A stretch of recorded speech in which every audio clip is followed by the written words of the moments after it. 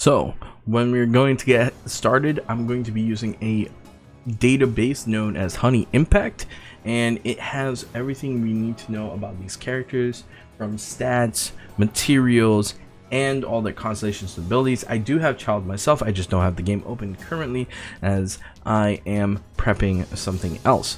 So without further ado, let's go ahead and get right into it. Here we are, we have all these things about Tartaglia, aka Childe, as everyone calls him. Is he top tier in Abyss? And for those who just want the answer, it's easy, he is. He's an S tier unit, S plus if you want to go that route. He is in the same realm of Diluc because of the things he provides, the debuffs, and being a water unit, which we have limited of, such as Barbara and Mona. He can help Cryos apply the famed free status. Very valuable unit. I think before I was going to skip him, but I think it's so much more valuable to actually summon for him. Even though I am more anticipating Zhongli over Childe, it'd be really good or really hard to pass up this character. Now, as a free-to-play, should you summon? Probably not, but this is not what we're here to talk about. So as you can see, his essential materials are very straightforward: Star Conches, the Fatui badges, Oceanid's materials, and a lot of Mora. His stats, he gets Hydro damage is his main bonus, which is really good. And as we know, Hydro Element scales off of attack. So his level isn't really a big thing. He could be level 60 and he could have tons of damage, and his elemental skills are going to do fantastic. They're going to hit really hard, and he's going to be able to get in, get out, hit with range, apply Riptide, apply Torrent status, apply Wet status, so that people like Kiki, Chongyun, and Ayaka, whenever we get her, and Kaya will be able to inflict freeze, and that also gives room to our broken electric units, Kaching, Razor, and who's the last one? Beidou, allowing them to go ahead and inflict the mythic Conduct status, Super Conduct. Oh yeah, I forgot about Official. Why would I'm so terrible. I forgot about Official, but powerful units, powerful statuses, things. He just brings so much synergy to the table that a lot of other DPS units don't, because of his element alone. Now, what does he do for Diluc as maybe like a secondary DPS? Well, he applies Wet, allows you to freeze, and then Diluc can cast Vapor and Melt because of those multiple statuses. So there's a lot of cohesiveness that Tartaglia brings to any Abyss team that he's on. He's a very powerful unit and very flexible, and I think people need to place him on the tier list accordingly in terms of Abyss. Now, when we're talking about overall, he's a very strong unit. He just falls short in exploration. So that's why I put him where I placed him, at the bottom end of S tier, because my original tier list was for everything. In this case, he is a monster in Abyss. Between changing his stances and doing all damage and casting Riptide and Torrent on the opponent, causing AoEs, and mind you, he can do this all at Constellation 0, making him a very powerful Abyss candidate. Easily S tier. So moving on to this, he has Havoc Obliteration, which is stance, right? It shows his stances accordingly. So Flash of Havoc swiftly fires a Hydro imbued magic arrow, dealing AoE Hydro damage and applying Riptide status. Returns a portion of its energy after use. And then you have the melee stance, Light of Obliteration, performs a slash with a large AoE, dealing massive Hydro damage to all surrounding opponents, which triggers Riptide Blast. Riptide Blast, when obliterating waters hit an opponent affected by Riptide, it clears their Riptide status and triggers a Hydro explosion that deals AoE Hydro damage. Damage dealt this way is considered elemental burst damage. So on the Abyss charts, he is, without a doubt, probably the best water unit in terms of damage for the game. Mona I wouldn't say she falls short. She does very well as because Catalyst users can get through shields and stuff like that. She has her place, but Childe also does have his pluses as well. He has incredible guaranteed crit rates because of his being a archer. He can just charge an arrow and fire it at someone's head. He has a very unique melee stance. The only difference between Mona is he's a lot harder to play in terms of managing both your range and melee resources, because as we know, if you're in melee stance longer, the cooldown is a lot larger, meaning that you're stuck in range stance and you don't have that variety of applying Riptide and Torrent constantly. So essential materials, very normal. You see as their Fatui badges and the books. His talent is Freedom Talent, and his passives, Master of Weaponry. I think this is where you slowly see why he's so strong for Abyss, why potentially he is probably the best water unit for Abyss in terms of damage, and that is the little but powerful effect of Master of Weaponry. It increases your own party member's normal attack level by 1, including himself. So meaning, if you have your normal attack level maxed out as much as you could, he pushes that damage even further, making so that if he's your main DPS, he's doing more damage, making so that if your other main DPS is doing more damage. So it's a very good quality of life in Abyss. It lets you tackle opponents stronger than you were. And that's not it for the rest of his passives. There's Never Ending, which extends Riptide's duration by 8 seconds. And Sword of Torrents. When Tartaglia is in Foul Legacy Raging Tide, which is the melee stance, or if his normal attacks or charge attacks do crit damage, they will apply Riptide's status on the hit enemy. So meaning that it doesn't matter where he's hitting, it could be in both stances. As long as he does crit damage, he will always apply Riptide, which is very powerful, considering that arrows, if charged and hit on crit spots, can always crit damage. He will apply Riptide status, and it chains off Never Ending, allowing your Riptide duration to extend by 8 seconds, which is huge in Abyss. It allows you to mob faster, AoE faster. It allows you to clear all those mobs, chew through bosses a lot faster. His constellations, they change not his playstyle, but they change how effective and efficient he is. So I would say his constellations aren't this giant necessity. He is good at C0, C1, C2, C3, C4, C5, and C6.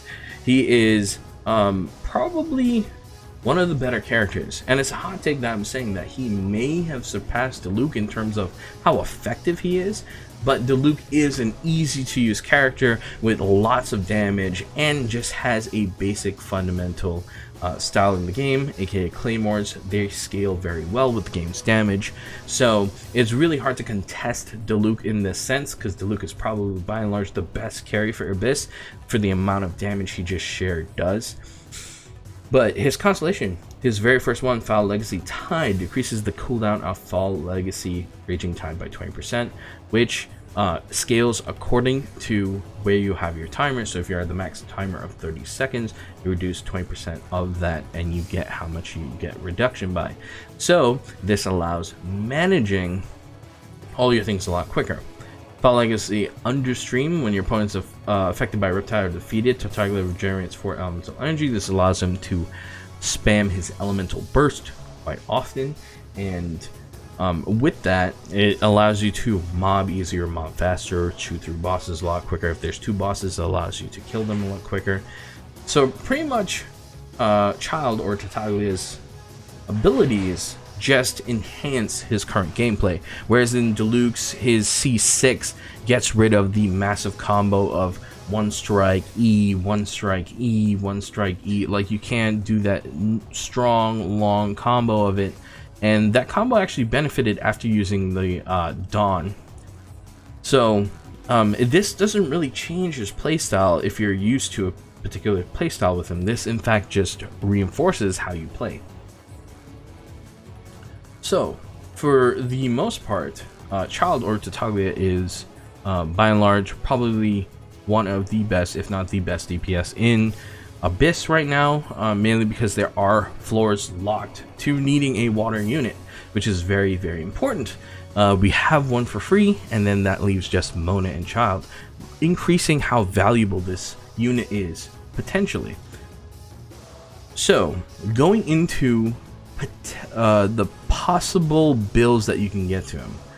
The bow. Let's stick with free-to-play first, right? So for free-to-play, we have the Messenger, we have Raven Bow, we have Recurve. Raven Bow is not really free-to-play, and Sharpshooter's Oath. So, Raven Bow, it would be nice because it pumps the amount of damage when enemies are affected by Hydro or Pyro by 12%, and it multiplies to 24, I believe, on the final refinement. Starts at 40 attack, which is relatively high for a blue weapon, and it gives him Elemental Mastery, meaning it buffs his effects, his reaction effects, which falls short for his reaction damage. What he would prefer would be attack percentage, but we don't have a bow available for us right now. But the best free-to-play probably will be the Prototype Crescent, and that's because it buffs his move speed by 10% and his attack by 36% for 10 seconds, but it also comes with the substat of attack percentage. This boosts altogether his Hydro damage and allows him to dish out tons of damage. Remember, melee stance also comes off of his range damage via his bow. So, Prototype Crescent is probably a go-to for Childe, so if you're building combat bow, you're going to have to lean off of that and keep it with another character. Another good option if you are pay to win or you do a summons and you get lucky, Stringless. Now, the reason why I say Stringless is good is it increases elemental skill and elemental burst damage by 24% on the base. And I think at max is 48%. Now, this is, by and large, probably Venti's best 4-star weapon. But the reason why Childe can use it so well is his elemental skill triggers once you hit E and you're getting that bump in damage. Elemental Mastery is just there to help your reactions, but the main sell point is your burst damage and your elemental skill here. Elemental burst damage is important for Childe because he gets all these effects. He gets Riptide, he removes Riptide, causes more AoE explosions, and it counts for elemental burst damage. So bumping up the damage here with Stringless is actually a viable strategy. You just won't bump your regular ranged normal attacks. So Stringless is actually a viable bow for him. And the next one would be Rust. Rust is very, very, very simple. It's very beneficial to him. It increases his damage by 9% on the substat. I forget how much it is at max, but it does really, really well. And let's go ahead and open up real quick to see exactly how it maxes out. So at maximum, it increases his normal attack damage by 80% and it decreases his aim shot damage by 12%. So aiming is a little less powerful with this bow, but it increases his damage greatly. And then at maximum secondary stat, it goes up by 34.1%, which is a huge climb in his overall damage. It allows him to deal a lot more damage. Well, I don't see 80 here. Well, we'll see that later. At some other point, I'll level up my Rust and we'll see exactly how strong he is. But there is also something going around, people pulling for the Skyward Harp and increasing crit rate. Now, if you didn't remember, there is an effect that allows him to buff his offensive capabilities if he lands a crit type damage. And buffing his crit rate is very, very, very powerful for him. So Skyward Harp is a key thing that he can use to now flip the amount of damage he's going to do. It naturally increases your crit damage by 20%, and the hits have a 60% chance to inflict small AoE damage, dealing 100% physical attack damage, and it can only occur once every 4 seconds. So this allows his DPS to go wild and crazy, but it's not this huge outlier. You can build around it, but I think the Rust, the Prototype Crescent, and the stringless allow for some flexibility that the Skyward Harp doesn't. You kind of have to really lean into the crit builds while not having that powerful physical attack damage that you would want, because it would prefer to have physical attack damage percentage over the crit rate.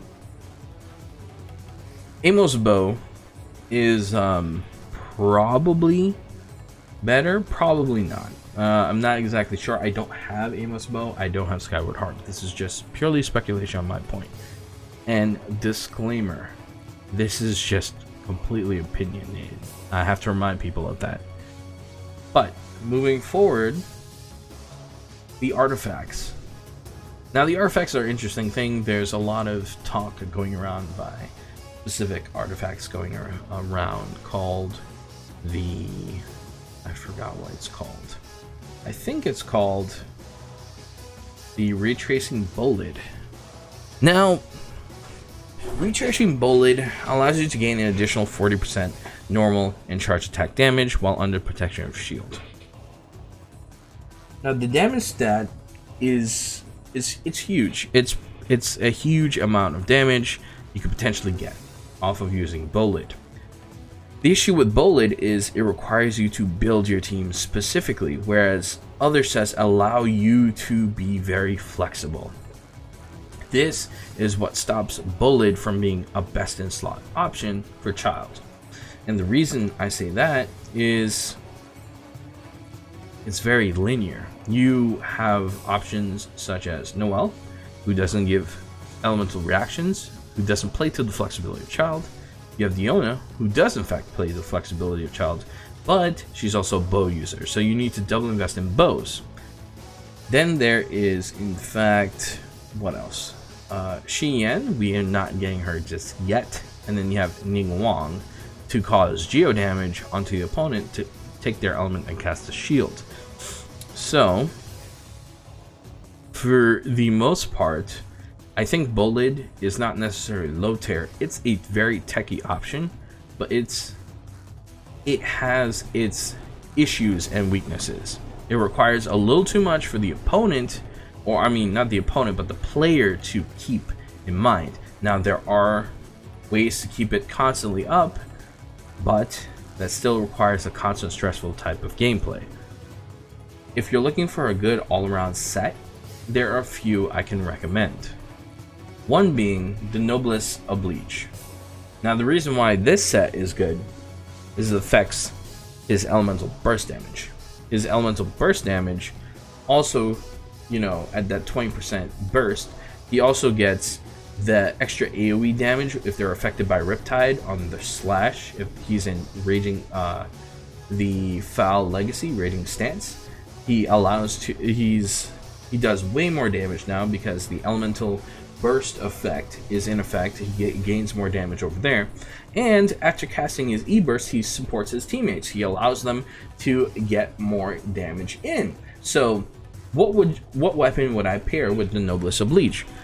Stringless. Stringless is a good way to optimize his damage using his burst, and your elemental skill doesn't necessarily fall off because you're using Stringless for the extra damage on your E.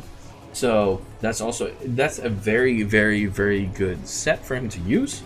The other set is Wanderer's Troop. Now this is more of a all-in-general set because it increases his charge attack damage by 35% and his elemental mastery by just a base 80. Now the reason why there's no need for this is because elemental mastery, he's really just there to cause wet, so for freeze or electro, and that is normally based on the damage that the other character makes. So while it is strong, Wanderer's Troop, it does have it's very general. It's not very leaning towards one or another. Now there is a secret set that I think he has that no one really talks about, and one of my viewers actually mentioned this to me. Shout out to Overlord Arcana, very, very, very cool cat. He showed me about the Gambler set. So the 2-piece increases your skill damage by 20%. See where we're going here? You equip Stringless, you're doing more skill damage and more burst damage. His 4-piece, or his, what is it? Yeah, his 4-piece, defeating an enemy has an 100% chance to remove his enemy skill cooldown, or his elemental skill cooldown. Can only occur once every 15 seconds. That is huge. It allows him to play a specific way, and it is very, very, very powerful. It allows you to stay in your favorite stance, and it allows you to keep your damage going because of the elemental skill damage increase. Now, whether we get a Hydro set in the future, we don't know.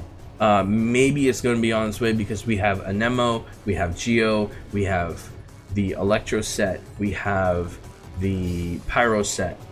We have most of the sets. We just are missing Cryo, and I believe we are also missing Hydro, which Chitaglia or Childe is.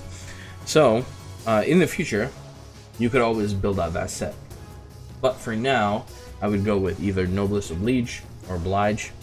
I would go with the Gambler set if that is your playstyle, if you enjoy using the melee playstyle. And I will also recommend the Wanderer's Troop. Now, the reason why the Gladiators doesn't really work is because the 4-piece set only affects Sword, Claymore, or Polearms.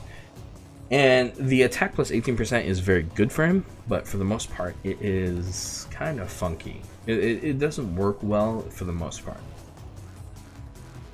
So, I hope you guys enjoyed this breakdown on Childe or Tartaglia. It obviously it's going to be a long-winded video. Is he worth using an Abyss? Is he top tier? Yes. My score for him is S tier. I think he is one of the best units to use for Abyss, considering there's a lot of content that he can cover that other units cannot. And being a strong DPS unit with many flexible options on his builds just make him a very, very powerful unit overall. He has a really good passive skill that bumps the your allies' damage, and that just makes him that much powerful. I want to thank you guys so much for watching. Don't forget to leave a like, subscribe, and comment down below whether or not this guide has helped you out. Go ahead and ring that notification bell if you're already subscribed. I want to thank you guys so much for watching, and I'll catch you guys in the next one. Peace.